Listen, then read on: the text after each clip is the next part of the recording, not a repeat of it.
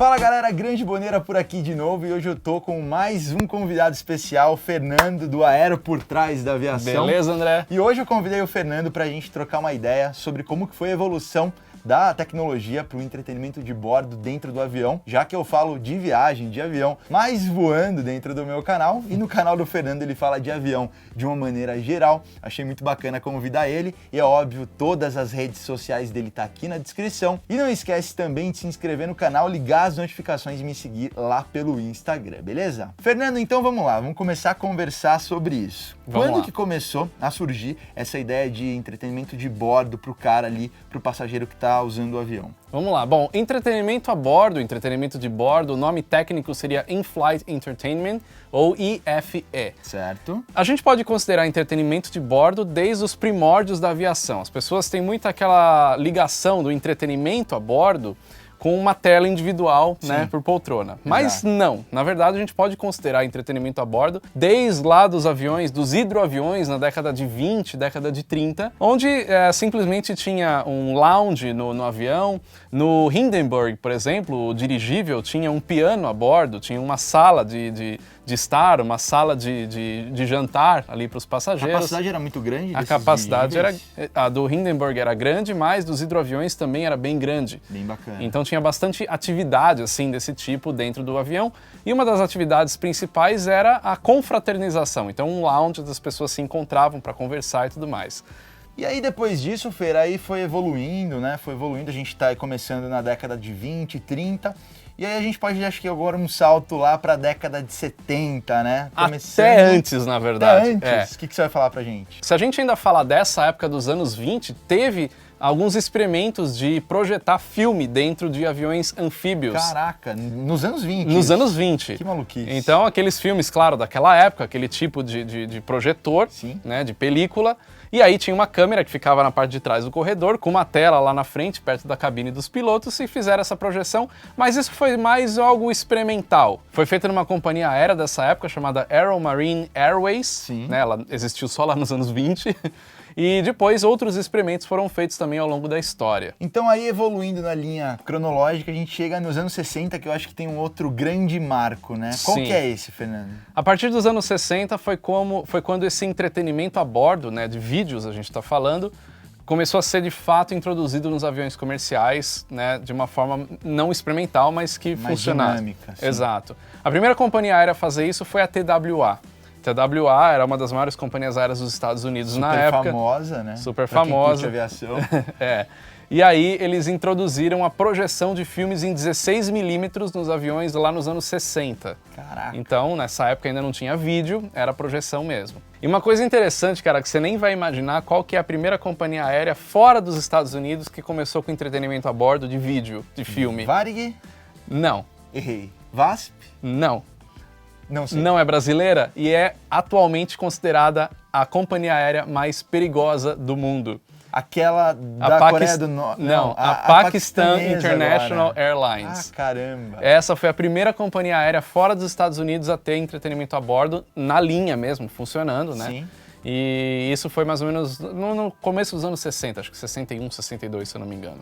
E aí depois é legal, né? Porque a gente passou por uma fase depois ali nos anos 70, que a gente pegou o mercado de aviação com duas mudanças, né? Exato. Algumas empresas, que você vai falar o nome que eu não vou lembrar de cabeça, que eram a Boeing e a Airbus. E a outra, a britânica, era a British Aerospace Company. Que foi a que fez o Concorde, né? Isso. Eles estavam pensando em projetos não tão focados no entretenimento para o consumidor, ali para o passageiro, porque eles queriam levar o cara com velocidade até o destino. E foi aí que entrou o Airbus com o A330, se eu não estou enganado. O A300. Primeiro avião da Airbus. E já veio com um entretenimento de bordo mais completo para o passageiro, né? O que acontece é o seguinte, tinham duas tendências de mercado nessa época dos anos 70, e isso acabou também seguindo para os anos 80 e anos 90, que era ou as empresas fabricantes de aviões junto com companhias aéreas, né? Só lembrando que a companhia aérea tem que querer aquele avião para ter uma fabricação para ter uma fabricação. Né? Claro. A Boeing, apesar de ter o Boeing 747, eles também estavam indo mais para a linha de aviões que pudessem conectar lugares mais rapidamente, né? Que era o caso do Concorde. O Concorde não era da Boeing, o Concorde era de duas empresas eles queriam criar um concorrente ao Concorde. Exato. Nessa mesma época, nos anos 70, Tinham duas empresas europeias, uma do Reino Unido, que era a British Aerospace Company, certo, e a Aerospatiale, que veio da Sud Aviation, da França. Essas duas empresas se uniram para fazer um avião supersônico que foi o Concorde. Bacana. Então, a visão dessas empresas era fazer um avião que ligasse dois pontos, cruzasse o Atlântico rapidamente. Chegava a ter voo de Nova York a Londres em 3 horas, 3 horas e meia. Exatamente. Né? Era absurdamente rápido. É muito louco imaginar isso hoje em dia, né? Exatamente. E a Boeing gostou também dessa ideia e começou a desenvolver um avião supersônico. Só que aí, lá em meados dos anos 70, veio a crise do petróleo. Então essa visão acabou mudando completamente. E era a visão completamente contrária da Airbus, da francesa, né? Porque eles tinham uma visão de uma maneira mais econômica, de viajar com aviões mais econômicos e mais conforto ao passageiro, né? Então, até aquele momento, os aviões tinham que ter 4 motores para fazer um voo transatlântico. Aí vem a Airbus, que muita gente acha que a Airbus é francesa. Mas não. Não é. A Airbus, muita gente acha que é francesa, mas ela é de vários países lá da Europa, como a França, o Reino Unido e a Alemanha, né? E eles começaram a Airbus trazendo um avião totalmente revolucionário que foi o A300.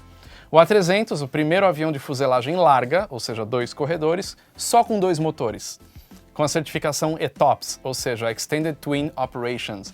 Você pode, a partir de agora, cruzar um oceano Atlântico só com 2 motores. E muito mais economia de combustível. São 2 motores a menos. Exato. Né? Então a Airbus veio com essa ideia.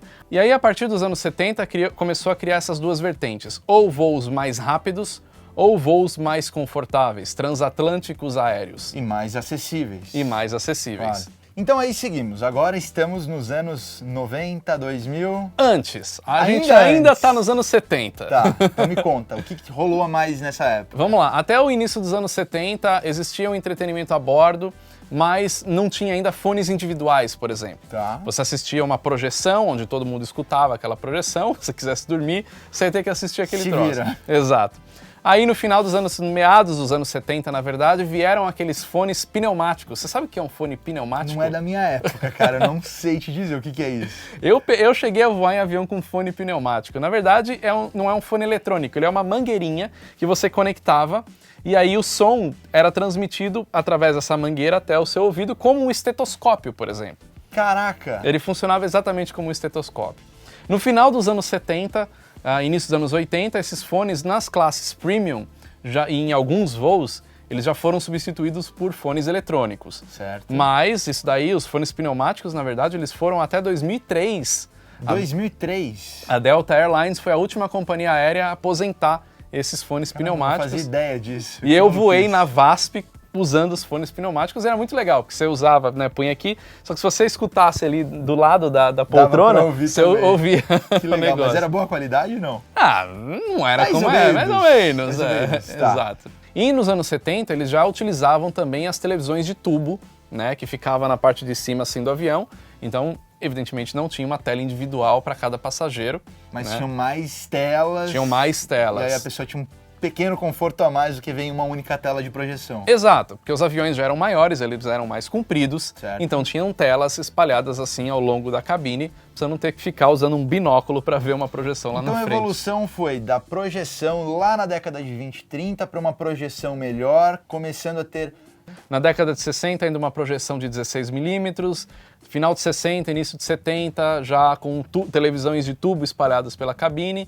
Aí entraram os fones pneumáticos. Depois os fones Depois digitais, os fones eletrônicos, né? Isso. E aí, depois disso tudo, a gente começou a ter as telas individuais para cada. E, na verdade, assim, as telas começaram a ser individuais, mas não tinha o passageiro controle do que assistir ali, né? Tinham alguns canais como se fosse uma televisão e o cara escolhia Exato. o que ele queria assistir. Exatamente. Mas não era nada digital que nem hoje em dia, que o cara pode pausar. Era como se fosse um sistema de televisão ao vivo. Exato. Tem uma outra questão tecnológica aí nesse meio do caminho, qual que era o tipo de mídia que eles usavam. Então, no início dos anos 80, eles usavam fita videocassete, VHS nos aviões. Passou para Laserdisc. A gente quase não usou Laserdisc, né, no mercado consumer. Não faço a menor ideia o que é isso. Mas nos aviões o Laserdisc fez presença, ele funcionou durante os anos 80 ali, anos 90. E a partir de 1988 foi quando eles começaram a utilizar para experimental, né? A Northwest Airways, uma companhia aérea lá dos Estados Unidos, começou a usar telas individuais de LCD mas eram minúsculas, era uma tela de menos de 3 polegadas. 3 polegadas? Era... Só para ter uma ideia, um iPhone hoje tem uma tela de 6 polegadas e meia, então era exemplo. metade de um iPhone. Meu Deus, isso é muito pequeno. Só que nessa época isso ainda não foi introduzido, eles fizeram uma experiência num Boeing 747 da companhia aérea, e aí só de fato começou a entrar em operação isso mais lá, meados dos anos 90. É engraçado perceber que lá atrás isso era um item de luxo, né? Quando a gente começa a falar, a gente vê um glamour por trás disso. E hoje em dia a gente não consegue imaginar isso como luxo. Isso é uma necessidade básica, pegar um voo de 12, 14 horas, por exemplo. Não. Imagina a loucura que seria. Não tem. Hoje em dia existem, claro, companhias aéreas low cost que não têm a tela de entretenimento a bordo, mas aí são empresas que fazem voos muito curtos. Exato. Então, convenhamos, num voo entre São Paulo e Rio de Janeiro, que dura 45 minutos em média ali, você não precisa de um entretenimento a bordo. E as empresas também, hoje em dia, começaram agora também a oferecer outras coisas que eu acho que é bem bacana a gente comentar, né? A gente tinha, pelo menos eu, passageiro, percebi na minha época uma transição entre não ter internet a bordo, por exemplo, ter intranet a bordo, que é aquela maneira que as empresas criam como se fosse uma rede Wi-Fi, você baixa o aplicativo, no caso da companhia aérea, e aí você tem filmes que você pode acompanhar pelo teu dispositivo. Exato. Depois a gente tem uma fase de uma internet mais ou menos funcional, que funcionava, mas não era a todo momento. E a gente chega hoje, já no presente momento, a ter internet com velocidade de 30, 40, 50 mega, lá em cima a quase 1000 por hora, onde você pode assistir streaming. Exato. E é muito maluco pensar, porque é 40 mega para um passageiro e tem outros também consumindo, qualquer banda que esse avião já consegue receber lá em cima. Né? Então, é interessante essa questão do equipamento a bordo do avião, né? Para você ter internet a bordo, qualquer sistema que você tem que ter um equipamento instalado dentro do avião. Então, assim, por que não são todos os aviões, principalmente das empresas low cost, que colocam telas individuais? Porque isso custa muito dinheiro para instalar, para manutenção, certificação, e isso ainda causa problemas nos voos. Teve até já acidentes um tempo atrás, já um bom tempo atrás, mas no início disso, que foram causados por conta do sistema de entretenimento a bordo. Mas enfim, aí uma forma mais fácil e mais barata das empresas oferecerem o entretenimento a bordo é através dessa conexão, a intranet no caso. E até bom para a empresa porque oferece, acredito que um custo inferior a ter que alterar todas as poltronas certeza, claro. E colocar aquelas telas individuais. Claro. E agora, tendo em vista todo esse contexto do coronavírus, o que você acredita? Você acredita que as empresas vão manter esse sistema de tela individual ou vão forçar as pessoas a terem ali o seu próprio dispositivo, conectar na internet com aquela desculpa do corona? Eu acredito que não. Eu acredito que as telas elas não devam sair dos aviões, né? Principalmente os que já estão operacionais. E existe um trabalho hoje de limpeza muito intenso nessas telas. Então, claro, é um lugar touchscreen onde você vai pôr o dedo. Então, entre voos, as empresas elas estão fazendo o trabalho de higienização dessas telas. Você fez até um vídeo bem bacana, Eu fiz um vídeo falando isso. Sobre isso, vou deixar o link aqui na descrição, ou clica aqui em cima que você assiste. Mas é claro que tem a opção também de você acessar, né, o Wi-Fi a bordo ali. E essa questão de internet ela é bem interessante, porque você tem duas formas de conectar a internet dentro do avião, por isso que até tem uma variação de preço. Isso daí depende muito do servidor da internet, não só da companhia aérea. Falar, essa companhia aérea, a internet é muito cara. É que você tem duas pontas, a companhia aérea e o servidor. Sim, né? Tipo GoGo, é isso? Você tem... É como se fosse, falando do ambiente terra, claro, vivo, só que tem isso pro mercado aéreo.